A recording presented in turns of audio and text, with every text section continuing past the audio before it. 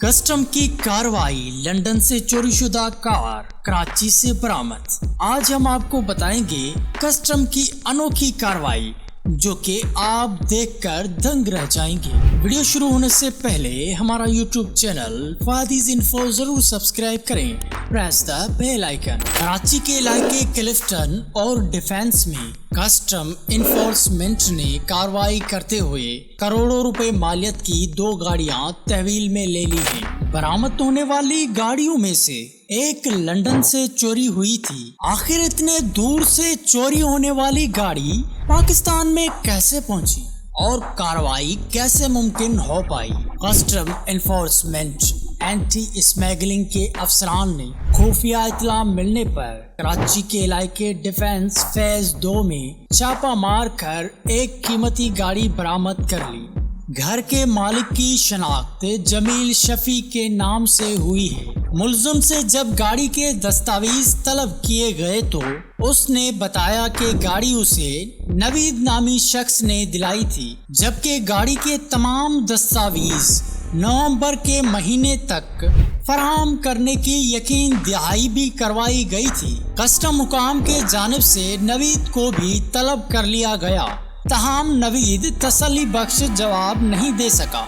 उधर गाड़ी पर लगी नंबर प्लेट भी जाली निकली, जिसका कोई रिकॉर्ड एक्साइज में नहीं मिला।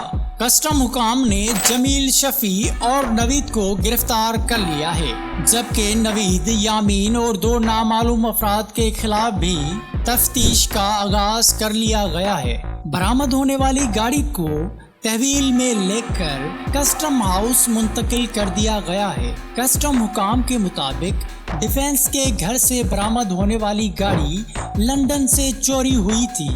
अब जानिए कि ये गाड़ी लंदन से पाकिस्तान आखिर कैसे पहुंची। इसे एक यूरोपीय मुल्क के सिफारत खाने के जाली दस्तावेज पर पाकिस्तान लाया गया था। अब आप सोचें कि स्मगलिंग के काम कितने नौयत के बड़े होते हैं, जहां पर सिफारत खाने के दस्तावेज भी इस्तेमाल होते हैं। दूसरी कार्रवाई में कस्टम हुकाम ने क्लिफ्टन के रिहायशी इमारत में छापा मारा। छापा मार कर करोड़ों रुपए मालियत की नॉन कस्टम पेड गाड़ी तहवील में ले ली।